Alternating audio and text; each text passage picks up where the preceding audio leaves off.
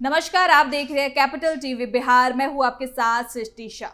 बिहार के नेता प्रतिपक्ष तेजस्वी यादव अपनी छुट्टी मनाकर यूरोप से लौट आए हैं और अब वो एक बार फिर से बिहार यात्रा निकालने जा रहे हैं। जी हां, चुनाव में भी तेजस्वी यादव ने बिहार यात्रा निकाली थी और अब चुनावी हार के बाद फिर से वो बिहार यात्रा निकालने जा रहे हैं। और इस यात्रा को लेकर राबड़ी आवास पर बस पहुंच चुकी है, जिसमें तेजस्वी बैठकर यात्रा की शुरुआत करेंगे। लेकिन क्यों, क्या फायदा है इस यात्रा का?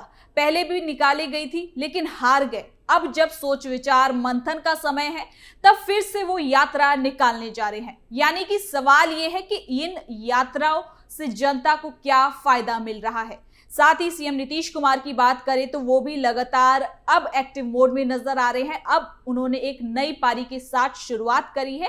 इसके साथ ही वो भी एक यात्रा निकालने जा रहे हैं। तो चलिए जरा विस्तार से जानते हैं क्या है ये पूरी खबर।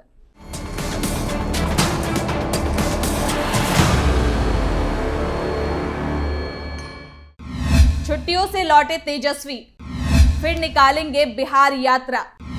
राबड़ी आवास पहुंची बस, दूसरी यात्रा का क्या फायदा? बिहार की राजनीति में नेता प्रतिपक्ष तेजस्वी यादव एक बार फिर छुट्टी मनाने के बाद सुर्खियों में है।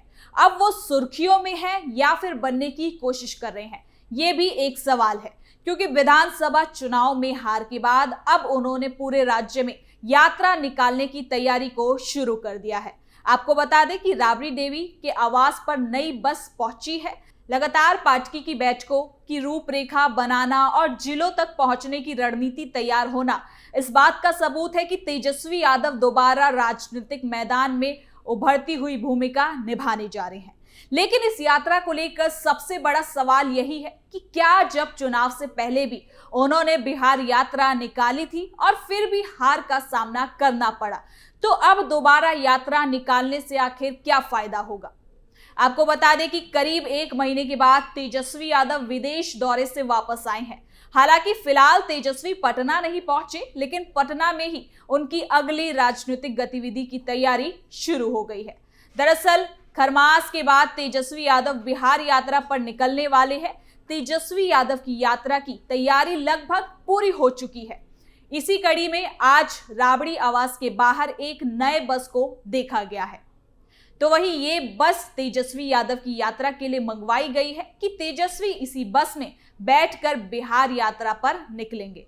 साथ ही आपको बता दें कि तेजस्वी यादव की ये यात्रा पार्टी की मजबूती और उस पर आधारित होगी। राबड़ी आवास से तेजस्वी इसी बस पर सवार होकर अपनी यात्रा की शुरुआत करेंगे। वहीं उनके कार्यक्रम को लेकर स्केड्यूल जल्द ही जारी हो जाएगा। बताया जा रहा है कि इस यात्रा के दौरान तेजस्वी यादव आरजेडी के जिला अध्यक्षों, प्रखंड अध्यक्षों, प्रधान महासचिवों के साथ नए और पुराने पार्टी के पदाधिकारियों से मुलाकात करेंगे। वो इनके साथ अच्छे से बातचीत कर जमीनी हालात की जानकारी लेंगे। इसके साथ ही वो जनता के बीच जाकर ये मुद्दा उठाएंगे कि बिहार में जनादेश के साथ कैसे प्लानिंग के साथ छेड़छाड़ की गई है। तेजस्वी 10 जनवरी को पटना लौटेंगे और खरमास के बाद वो नए इस बस में बैठकर अपनी बिहार यात्रा को निकालेंगे। एक्शन मोड में सीएम नीतीश। तो वहीं दूसरी ओर अगर सीएम नीतीश कुमार की बात करें तो वो भी लगातार एक्शन मोड में नजर आ रहे हैं और खरमास के बाद सीएम नीतीश कुमार भी यात्रा पर निकलेंगे। जानकारी के मुताबिक सीएम नीतीश कुमार चुनाव के बाद एक व्यापक यात्रा पर निकलेंगे। इस यात्रा के दौरान उनके साथ सरकार के बड़े अधिकारी मौजूद रहेंगे। यात्रा की असली वजह उन विकास और कल्याणकारी योजनाओं का निरीक्षण करना होगा जिनका उन्होंने पहले शिलान्यास किया था। मुख्यमंत्री जमीन पर जाकर योजनाओं की प्रगति की समीक्षा करेंगे और अधिकारियों से सीधा फीडबैक लेंगे। यानी कि बिहार में एक बार फिर सियासी हलचल तेज होने वाली है और आने वाले दिनों में सीएम नीतीश कुमार और तेजस्वी यादव की यात्राएं राज्य की राजनीति को नया मोड़ जरूर दे सकती हैं। लेकिन एक सवाल जो सबके मन में है कि तेजस्वी यादव यात्रा क्यों निकाल रहे हैं?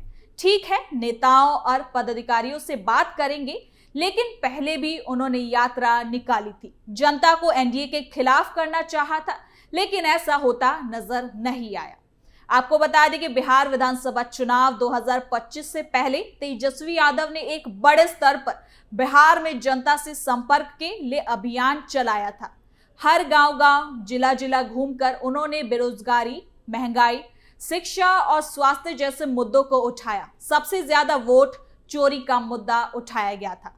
साथ ही बड़ी बड़ी रैलियां हुई, युवाओं से बातचीत की गई और सत्ता पक्ष यानी कि एनडीए पर तीखे हमले किए गए, जिसे देखकर उस समय यह माना जा रहा था कि तेजस्वी की यात्रा और उनकी एक्टिवनेस से आरजेडी और महागठबंधन को मजबूती मिलेगी। लेकिन जब चुनावी नतीजे सामने आए तो तस्वीर बिल्कुल अलग थी। तमाम मेहनत और यात्राओं के बावजूद सत्ता पक्ष को एक बढ़त मिली और तेजस्वी यादव का मुख्यमंत्री बनने का सपना पूरी तरीके से टूट गया। ऐसे में फिर से एक बार फिर बिहार में बिहार यात्रा, यही से ये सवाल उठता है कि क्या सिर्फ यात्रा निकाल लेना ही चुनाव जीतने की गारंटी है? क्योंकि ऐसा होते हुए तो नजर नहीं आया। तो वही राजनीतिक जानकारों का भी मानना है कि यात्रा अपने आप में एक साधन है, ना कि मंजिल। अगर यात्रा के दौरान उठाए गए मुद्दे जमीन पर असर नहीं छोड़ते या संगठन उन्हें सही तरीके से आगे नहीं बढ़ा पाता तो उसका फायदा घिरा हुआ ही रह जाता है, यानी कि सीमित। क्योंकि चुनाव से पहले की यात्रा में तेजस्वी यादव ने अपनी मेहनत तो दिखाई, लेकिन पार्टी की एकता में कमजोरी, सीट बंटवारे की राजनीति और जमीनी स्तर पर आपसी मेलजोल की कमी साफ साफ नजर आई है। अब जब वो एक बार फिर से बिहार यात्रा निकालने जा रहे हैं तो हालात बिल्कुल अलग है। इस बार वो सत्ता में आने की स्थिति में नहीं है, बल्कि विपक्ष की भूमिका में है। हार के बाद उनकी राजनीतिक पहचान को लेकर भी सवाल उठे हैं।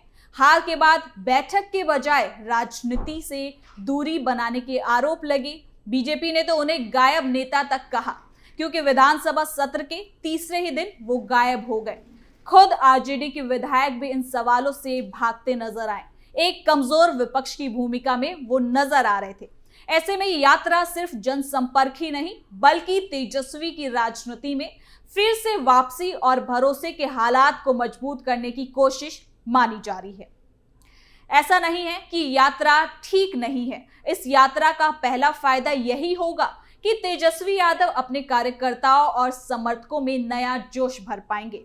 चुनावी हार के बाद किसी भी पार्टी का नींव मजबूत होना चाहिए, उसमें फिर से लड़ने का उत्साह होना चाहिए। और अगर ऐसा नहीं होता तो कार्यकर्ता निराश होते हैं और पार्टी नेतृत्व से दूरी महसूस करने लगते हैं। यानी कि यात्रा के दौरान तेजस्वी जिलों में जाकर कार्यकर्ताओं से सीधे मिलेंगे, उनकी बात को सुनेंगे और ये संदेश देने की कोशिश करेंगे कि पार्टी नेतृत्व मैदान छोड़कर नहीं भागी है। दूसरा फायदा ये होगा कि तेजस्वी यादव जनता के बीच ये साफ मैसेज देना चाहेंगे कि हार के बावजूद वो संघर्ष, मेहनत की राजनीति से दूर नहीं गए हैं। चुनाव से पहले की यात्रा का मकसद सत्ता हासिल करना था, जबकि अब यात्रा का मकसद विपक्ष को मजबूत करना है और आने वाले समय की राजनीति की नींव रखना है। वो ये बताने की कोशिश करेंगे कि चुनावी नतीजों के बावजूद उनके मुद्दे खत्म नहीं हुए हैं और वो जनता की आवाज बने रहना चाहती है। इस यात्रा का एक और पहलू ये भी है कि तेजस्वी यादव अपनी छवि को दोबारा गढ़ना चाहते हैं। चुनाव से पहले उन्हें युवा नेता और बदलाव की उम्मीद के रूप में पेश किया गया था। हार के बाद वो छवि कमजोर जरूर पड़ी। अब की यात्रा के जरिए वो ये दिखाना चाहते हैं कि वो सिर्फ चुनावी नेता नहीं, बल्कि लंबे संघर्ष तक करने वाले एक राजनीतिक कार्यकर्ता है। ये छवि उनके भविष्य में फायदा जरूर पहुंचा सकती है, खासकर तब जब राज्य में सत्ता विरोधी माहौल बना हो। सत्ता पक्ष के लिए ये यात्रा एक चुनौती की तरह है। तेजस्वी यादव की फिर से सक्रियता से राजनीतिक बहस तेज होगी और सरकार की नीतियों पर सवाल उठेंगे। विपक्ष मजबूत होगा, सरकार पर भी दबाव बढ़ेगा। इस लिहाज से देखा जाए तो यात्रा का असर केवल राजद तक सीमित नहीं रहेगा, बल्कि पूरे राजनीतिक माहौल को भी प्रभावित करेगा। लेकिन आखिर में वही सवाल कायम रहता है कि यात्रा से चुनावी हार का दर्द मिटाया जा सकता है। इसका सीधा जवाब शायद नहीं है, क्योंकि यात्रा अपने आप में जीत की गारंटी नहीं देती, लेकिन ये आने वाले कल की तैयारी जरूर हो सकती है। चुनाव से पहले की यात्रा अभी के नतीजों के लिए थी, जबकि अब की यात्रा आने वाली रणनीति का हिस्सा माना जा रही है। लेकिन देखते हैं कि अब इस यात्रा से आरजेडी को क्या फायदा पहुंचता है, इस यात्रा से कौन कौन से आने वाले समय में मुद्दे पनपते हैं। लेकिन फिलहाल के लिए इस खबर में इतना ही। देखते रहिए कैपिटल टीवी बिहार।